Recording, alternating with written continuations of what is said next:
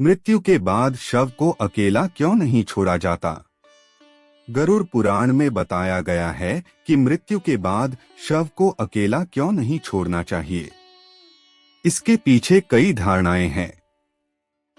आजकल लोग इसके बारे में बात नहीं करना चाहते, लेकिन ये एक जरूरी प्रक्रिया है और आपको इसके बारे में जरूर जानना चाहिए।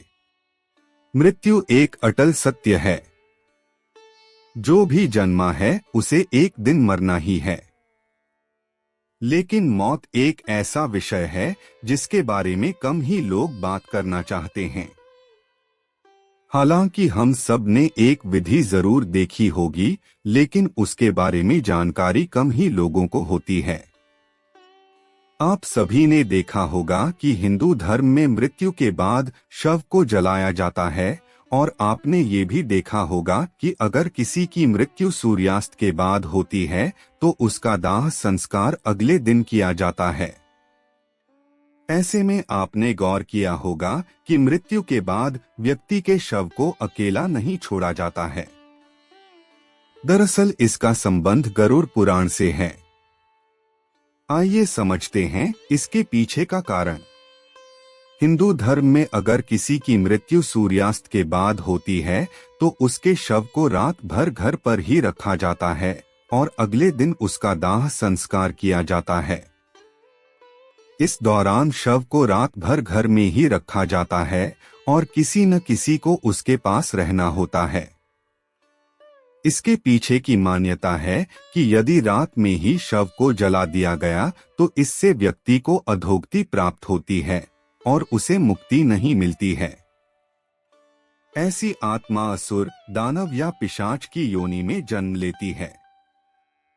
यदि किसी व्यक्ति की मृत्यु पंचक काल में होती है तो पंचक काल में शव को नहीं जलाया जा सकता। शव का दाह संस्कार करने के लिए पंचक काल समाप्त होने का इंतजार करना चाहिए। तब तक के लिए शव को घर में ही रखा जाता है और किसी न किसी को शव के पास रहना होता है। गरुड़ पुराण सहित कई धार्मिक ग्रंथों में इस बात का वर्णन किया गया है कि यदि पंचक में किसी की मृत्यु हो जाए तो उसके साथ उसी के कुल खानदान में 5 अन्य लोगों की मौत भी हो जाती है।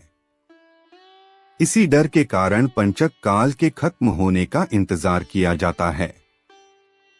लेकिन इसका समाधान भी है कि मृतक के साथ आटे, बेसन या कुछ सूखी घास से बने 5 पुतले अर्थी पर रखकर इन 5 का भी शव की तरह पूर्ण विधि विधान से अंतिम संस्कार किया जाए। ऐसा करने से पंचक दोष समाप्त हो जाता है। हिंदू धर्म में मान्यता है कि व्यक्ति का अंतिम संस्कार उसके बेटे द्वारा ही किया जाए। ऐसी स्थिति में अगर किसी का बेटा या बेटी कहीं दूर रहता है तो उसका इंतजार किया जाता है और शव को घर पर ही रखा जाता है। कहते हैं कि बेटे या बेटी के हाथों ही दाह संस्कार होने पर मृतक आत्मा को शांति मिलती है, अन्यथा वह भटकता रहता है। इसलिए नहीं छोड़ते शव को अकेला। मृत शरीर को अकेले नहीं छोड़ने का सबसे बड़ा कारण यह है कि अगर शव को अकेला छोड़ दिया जाए तो हो सकता है कुत्ते बिल्ली जैसे जानवर उसे नोच खाएं, और गरुड़ पुराण की माने तो ऐसे में मृत आत्मा को भी यमलोक के मार्ग में ऐसी ही यातनाएं सहनी पड़ती हैं। इसके अलावा यह भी माना जाता है कि अगर शव को अकेला छोड़ दिया जाए तो उससे बदबू आने लगती है। ऐसे में यह जरूरी है कि वहां कोई ना कोई व्यक्ति बैठा रहे और धूप या अगरबत्ती शव के चारों तरफ लगातार जलती रहे, ताकि शव से आने वाली दुर्गंध चारों ओर ना फैले। बुरी आत्मा के साये से भी शव को बचाना जरूरी। इसके अलावा शव को अकेला इसलिए भी नहीं छोड़ा जाता क्योंकि माना जाता है कि मरे हुए आदमी की आत्मा वहीं पर भटकती रहती है और अपने परिजनों को देखती रहती है। ऐसे में कहा जाता है कि इंसान की मौत के बाद शरीर आत्मा से खाली हो जाता है, जिस वजह से उस मृत शरीर में कोई बुरी आत्मा का साया अपना अधिकार जमा सकता है। यही वजह है कि रात में शव को अकेले नहीं छोड़ा जाता है और कोई ना कोई इसकी रखवाली करता रहता है।